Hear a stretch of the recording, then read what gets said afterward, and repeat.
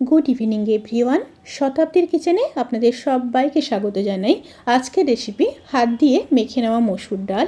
রেসিপিটি বানানো ভীষণই সহজ, ভাত কিংবা রুটির সাথে অসম্ভব ভালো লাগে। অবশ্যই ট্রাই করবেন। তাহলে চলুন শুরু করা যাক আজকের এই সহজ এবং সুস্বাদু রেসিপি।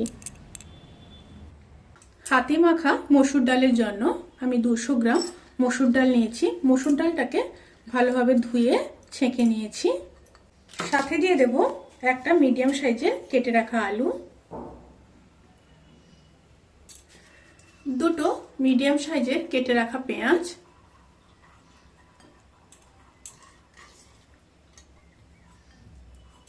একটা মিডিয়াম সাইজের টমেটো, দুটো চেরা কাঁচা লঙ্কা, পরিমাণ মতো লবণ, হাফ চামচ হলুদ গুঁড়ো, রোস্টেড জিরে আর ধনের গুঁড়ো দিয়ে দিলাম 1 চামচ, কাশ্মীরি লঙ্কার গুঁড়ো হাফ চামচ, আর দিয়ে দেব খুব সামান্য সর্ষের তেল। এবার হাত দিয়ে সমস্ত উপকরণগুলোকে খুব ভালোভাবে মেখে নিতে হবে।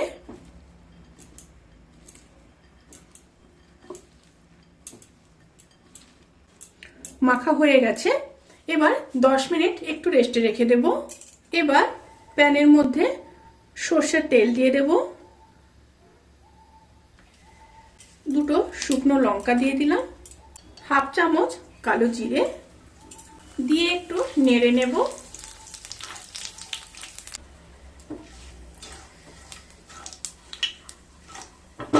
এবার দিয়ে দেব প্রায় 12-14 কোয়া কুচিয়ে রাখা রসুন।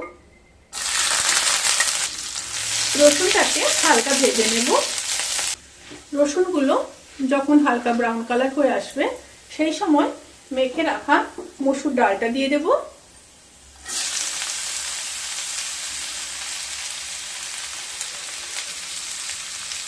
ভালোভাবে মিশিয়ে নিয়ে 1 থেকে 1.5 মিনিট রান্না করে নেব।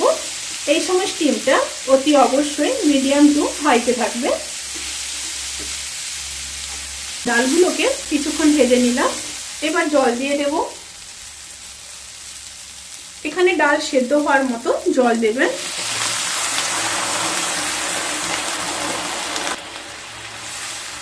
মিশিয়ে নিলাম আবারও ভালোভাবে।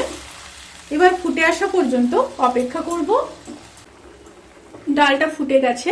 এবার লো স্টিমে ডালটাকে খুব ভালোভাবে সেদ্ধ করে নিয়ে তারপর ফিরে আসছি।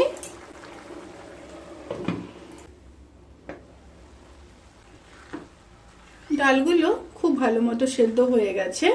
এবার অপর সাইডে আমি দুটো ডিম ভেজে নেব। অপর সাইডে একটা প্যানের মধ্যে সরষের তেল নিয়ে নিলাম। তেলটা গরম হয়ে গেলে দুটো ডিম দিয়ে দেব।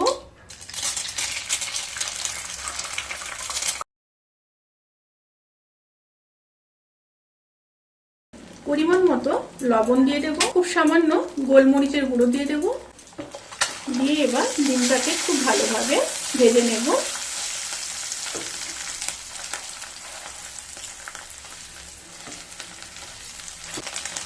ডিমগুলো ভাজা হয়ে গেছে। এবার ডিমগুলোকে তুলে নেব।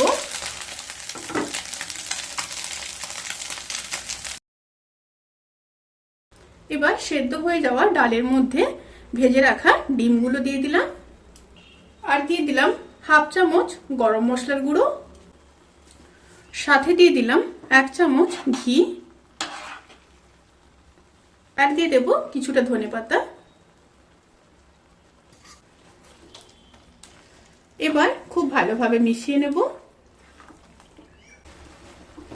খুব ভালোভাবে মেশানো হয়ে গেছে। এবার গ্যাসের ফ্লেমটাকে অফ করে দেব। অফ করে ঢাকা দিয়ে 10 থেকে 15 মিনিট স্ট্যান্ডিং টাইমে রেখে তারপর সার্ভ করব। রেসিপিটি কেমন লাগলো প্লিজ কমেন্ট করে জানাতে কিন্তু ভুলবেন না।